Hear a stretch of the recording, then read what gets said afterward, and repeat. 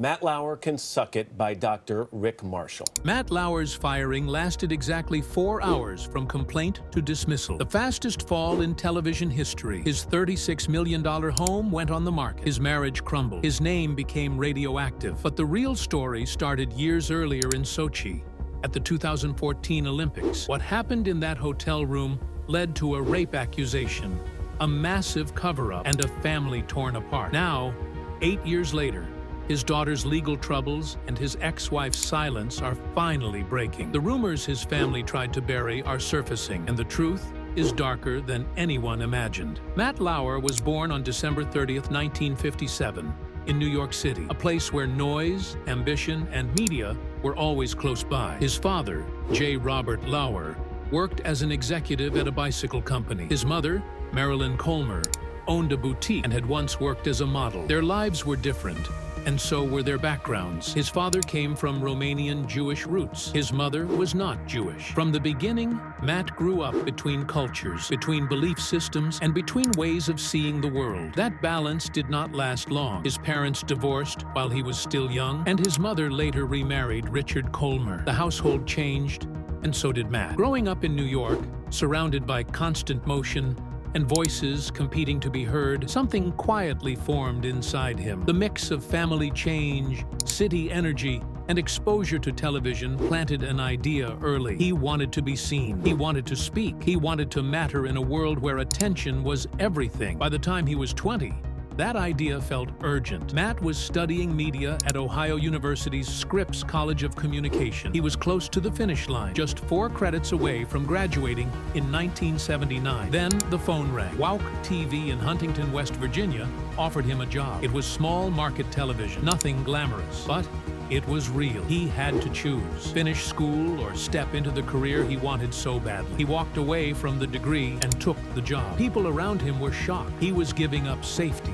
for risk. At WOWC, he started behind the scenes as a producer on the noon newscast. It did not take long for him to push forward. Within a year, he was on camera, reporting for the 6 p.m. and 11 p.m. news. Hard stories, soft stories, whatever they gave him, he learned fast, because he had to. That decision set the pattern for everything that came later. Money was tight in those early years. In 1979, he earned around $12,000 a year, barely enough to get by. Still, he kept moving. In 1980, he jumped to Richmond, Virginia, co-hosting PM Magazine. The job lasted until 1981, and it gave him something new: visibility. From there, he moved again. Providence, Rhode Island from 1981 to 1984, hosting the same show, covering politics one day and celebrity sightings the next. Then in 1984, he landed back in New York City at WNEW-TV. From 1984 to 1986, he hosted PM Magazine there too. He worked long days, often 12 hours at a stretch. The pay rose to about $35,000 a year. It felt like progress. More importantly, it felt like training. The show moved fast. Stories had to be written quickly. Segments had to connect with people instantly. There was no time to hesitate. During those years, millions were watching. PM Magazine aired across the East Coast and parts of the Midwest. Matt learned how to balance seriousness with charm. In 1983, he interviewed Madonna in Providence, a moment that later lived on in local television history. In 1985, he reported live from Hands Across America, standing in the middle of a crowd that stretched across the country and included more than 6 million people. Those moments taught him how to stay calm while the world moved around him. After PM Magazine ended, he stayed in New York. In 1989, he joined WWOR and became the host of 9 Broadcast Plaza. The show aired live for 3 hours every day from 1989 to 1991. It was exhausting. It was intense. Guests ranged from politicians to tabloid figures. Producers pushed for shock. Matt pushed back. He refused to live read ads for Dial a Mattress, a choice that made him famous behind the scenes. Ratings sometimes peaked at a 3.5 share, but tension never left the room. After 2 years, he walked away. What he took with him mattered more than the job. He learned restraint. He learned control. He learned how to ask questions without turning into the story. NBC noticed. By 1992, Matt was filling in on the Today Show and other national programs. He earned about $75,000 a year during this phase. He substituted for Margaret Larson, for Scott Simon, even for Tom Brokaw on NBC Nightly News. Every appearance was a test. And each time, ratings climbed by 10 to 15%. Executives were watching closely. In January 1994, NBC made it official. Matt became the news anchor on Today. Viewers trusted him. His delivery felt steady, slightly sarcastic, calm, familiar. By the time January 1997 arrived, he was named co-host of Today. That moment changed everything. For the next 2 decades, Matt Lauer became the face people woke up to. Alongside Katie Couric, then Ann Curry, he helped Today dominate morning television. The show consistently beat Good Morning America, especially among viewers aged 25 to 54. Advertisers loved that audience. NBC loved the numbers. Matt covered every presidential election from 1996 onward. He traveled the world. The Olympics in Beijing in 2008, Vancouver in 2010, the royal wedding of Prince William and Kate Middleton in 2011. In 2005, his tense interview with Tom Cruise over psychiatry and antidepressants exploded across media and went viral before viral was a common word. It made his reputation even stronger. At his peak, Matt Lauer was earning between $25 and $28 million a year. By 2016, Today generated $509 million in advertising revenue. Inside NBC, he was seen as essential, a franchise.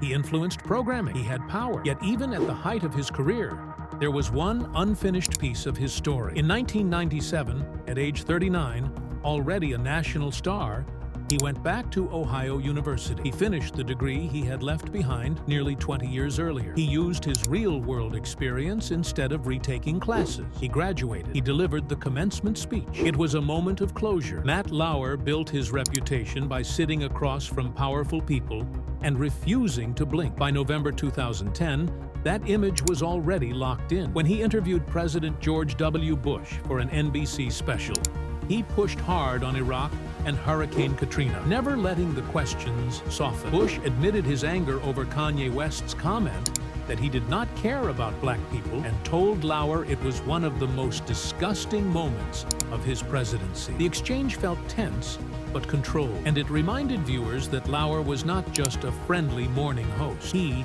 wanted answers. That reputation followed him for years. In 2016, during the Commander-in-Chief Forum, he questioned Donald Trump and Hillary Clinton back-to-back. The fallout came fast. The New York Times called the interviews a farce. Critics said he went easy on Trump and pressed Clinton too aggressively. Still, the controversy only reinforced how much power he had in shaping public moments. Whether people liked his style or hated it, he could move the conversation. That same intensity spilled into celebrity interviews too.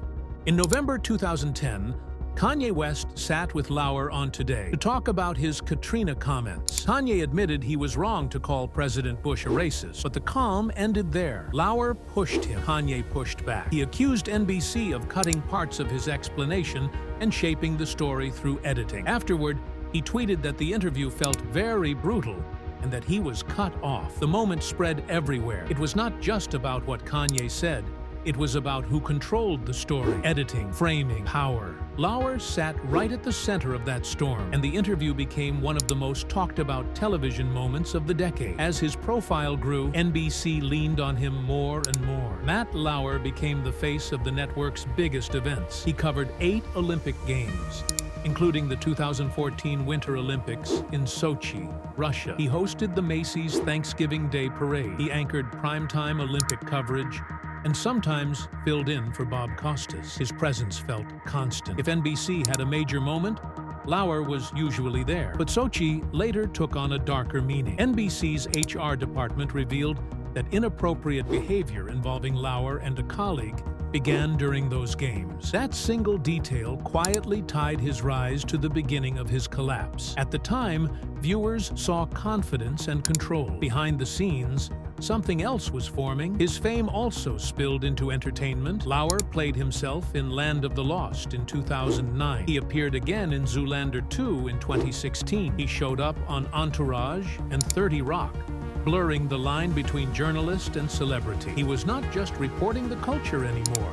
He was part of it. At the peak of that visibility, his salary was estimated at $20 million a year. He owned a $36.5 million compound in North Haven on Long Island. The image was clear, power, wealth, access. He had crossed into a space very few news anchors ever reached. Inside NBC, that power was felt every day. Lauer was treated as untouchable. He had influence over casting, production choices, and the tone of today itself. Whispers followed him through the halls. Stories about affairs, stories about behavior. A senior source once told Esquire that women were throwing themselves at his feet because he was Matt Lauer. When concerns surfaced, they often disappeared just as quickly. Lauer insisted he had searched his memory and found nothing wrong. That silence allowed his control to grow for decades.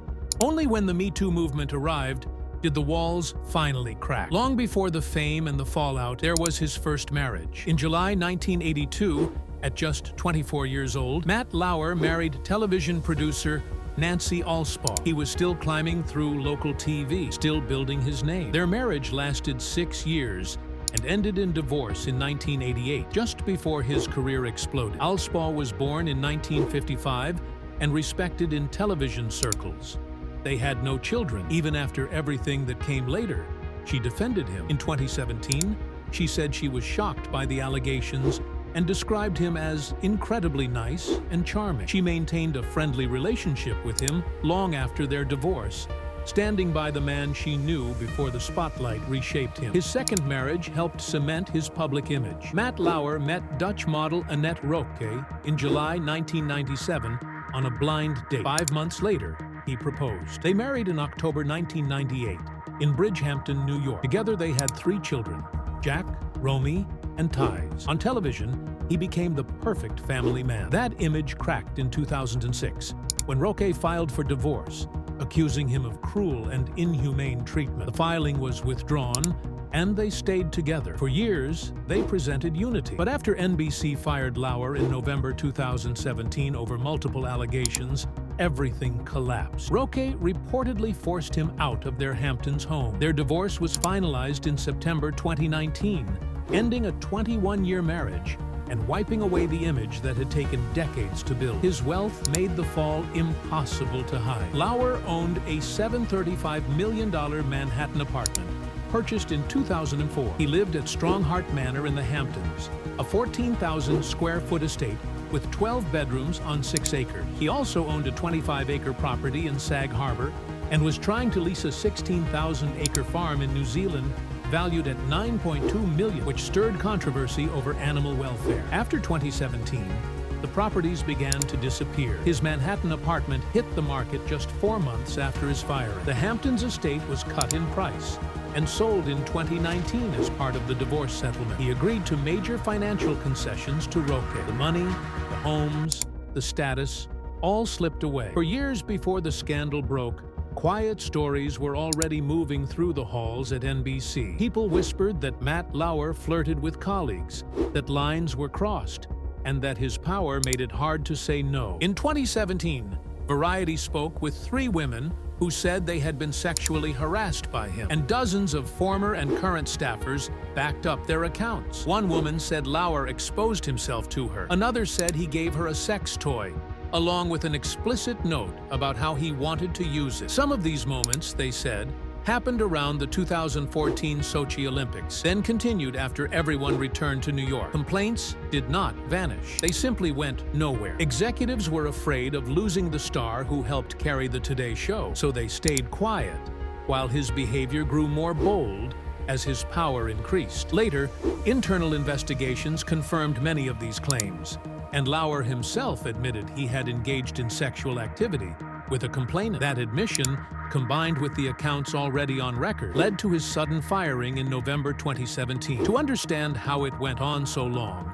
you have to look at the place around him. NBC News was often described as a boys' club, a place where high-profile male stars were protected and questioned less than everyone else. Former anchor Ann Curry later said she felt humiliated in that environment and believed Lauer did not care about her concerns. Female staffers had spoken up about his conduct, but for years those concerns stopped at lower levels and never reached the people who could truly act. That did not change until the Me Too movement shifted the ground under every network and forced executives to look at what they had allowed. The same culture that lifted Lauer also shielded him. It let him hold his position for decades, even as complaints stacked up. Variety also reported that his longtime booker, Matt Zimmerman, was fired after accusations of his own, and Lauer had pushed to keep him. That fight showed how deep the boys' club mentality ran and how strongly the inner circle tried to protect itself. On camera, Lauer often seemed like the charming face of breakfast television. Many co-workers said he could be kind,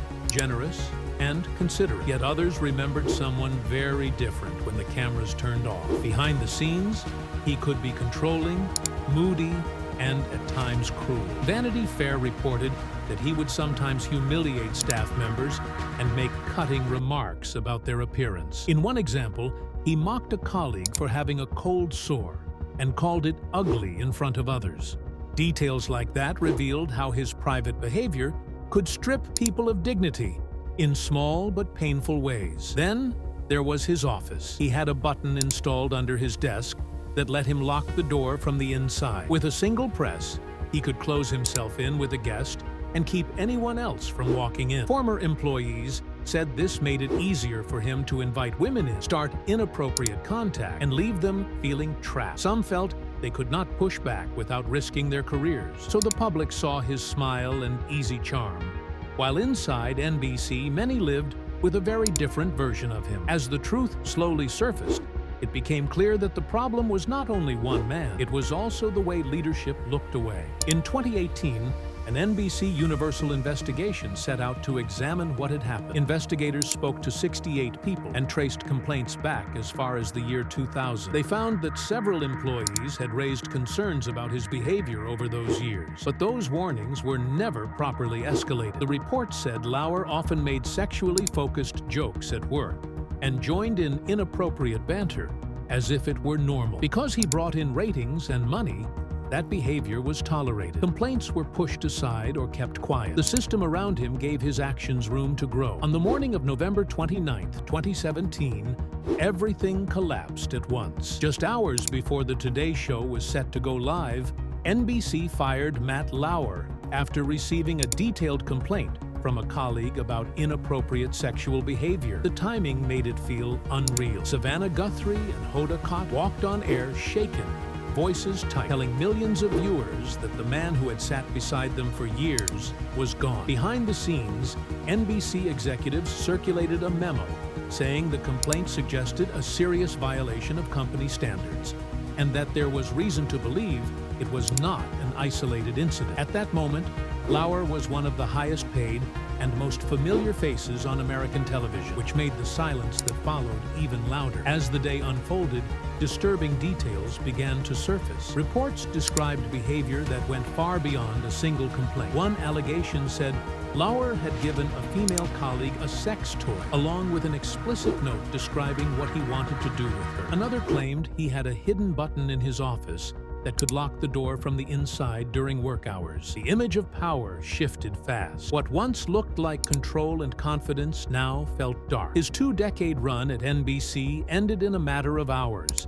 and the firing quickly became a symbol of the growing reckoning sweeping through media during the Me Too movement. Soon after, more women came forward. Stories stretched back to the early 2000s. Several former colleagues described being summoned to his office, the door closing, pressure filling the room. Others spoke of lewd comments in hallways, questions about their sex lives, and open talk about which co-hosts he wanted to sleep with. Many said the behavior was known. Some said complaints had been made before, but were ignored because Lauer brought ratings and advertising money to Today. The picture that formed was not just about one man, but about a system that stayed quiet for years. Then, in October 2019, the story deepened again. Brooke Nevels, a former NBC employee, publicly accused Lauer of raping her during the 2014 Sochi Olympics. She said she was a junior producer at the time. One night, after drinking shots at a hotel bar, Lauer invited her to his room. Nevels said he anally raped her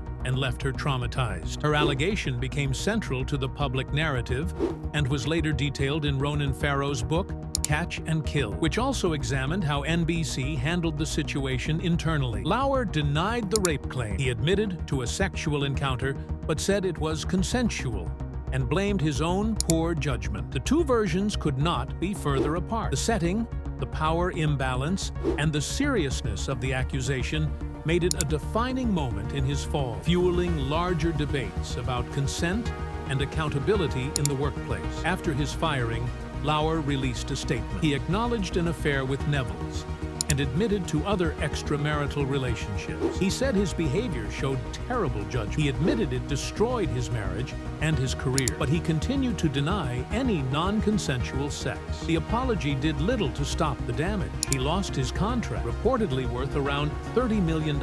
He lost his reputation. He lost the trust that had taken decades to build. As more stories surfaced across media, his downfall became one of the most cited examples of how quickly power could vanish. Almost overnight, Matt Lauer disappeared from television. NBC removed his name and image from promotions. Former friends and colleagues distanced themselves. Katie Couric, once close, spoke publicly about feeling betrayed. Lauer went quiet. For years, he avoided public life almost completely, only resurfacing briefly at private events. Inside the industry, his name became toxic. Insiders described him as radioactive. No network or streaming platform wanted the backlash that would come with giving him a platform. He retreated to his properties. One was a $36.5 million Hamptons mansion he bought from Richard Gere in 2016. Another was land in New Zealand, where he spent long stretches away from the spotlight. He stayed off social media. He rarely spoke. In July 2018, his wife Annette Roque filed for divorce. The process dragged on for over a year and was finalized in September 2019. The settlement was massive. Lauer reportedly paid Roque $20 million in cash. She received the Hamptons estate. They divided other properties, including a Sag Harbor home valued at $12.75 million and a New York City townhouse listed for $7.35 million. Their combined assets were estimated at over $100 million. At his peak, Lauer had earned as much as $25 million per year. The marriage ended after nearly 20 years, leaving behind shared responsibility for their 3 children. Despite everything, sources say Lauer focused on his kids. Jack, Romy, Ties. He began rebuilding relationships quietly. He attended sports events. He showed up for equestrian competitions. He went to basketball games with his son in New York. The process was slow and heavy, shaped by years of public scrutiny, but those close to him say being a present father became his main priority. In 2019, after his divorce was finalized, Lauer began a relationship with Shaman Abbas, a publicist and entrepreneur he had known since 2005. She stayed by his side during his lowest years. The two were spotted together at select events, including Don Lemon's wedding in New York in April 2025. The appearances were rare but noticeable, suggesting that while Lauer had stepped away from fame, he had not vanished entirely from elite social circles. In July 2024, attention returned to the Lauer family again. His daughter Romy, then 20, was involved in a car crash in the Hamptons. Driving her Jeep Wrangler in the early hours of July 5th, she hit a fence and a sign on North Sea Mecox Road in Southampton. Part of her license plate was left behind, allowing police to identify her quickly. She was not charged with DUI, but received a ticket for leaving the scene. The case was settled out of court.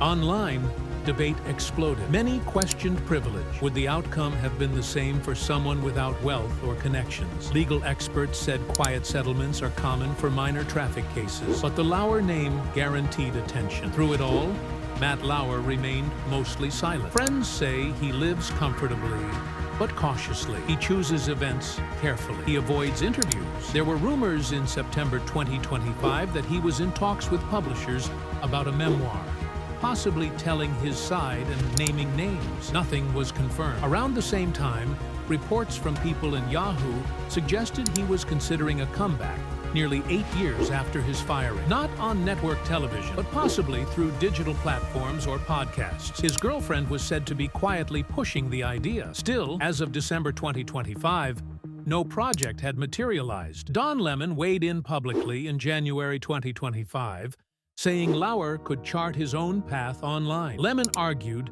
that cancel culture had cooled and claimed people still expressed admiration for Lauer at social events. He believed ratings could be strong if Lauer returned digitally. Industry insiders were not convinced. The risk still felt too high, and with Lauer reportedly worth over $100 million, networks felt no urgency to help him rebuild. Today, his legacy remains tied to that morning in 2017. His firing joined a list of more than 200 powerful men who lost their jobs during the Nediders Me Too era. To some, his story is a warning about unchecked power. To others, it is an unresolved question about forgiveness and redemption. As of late 2025, there is no clear path back. Matt Lauer lives between quiet comfort and lasting anger, shaped by a career that disappeared faster than anyone thought possible and a public memory that has not let go.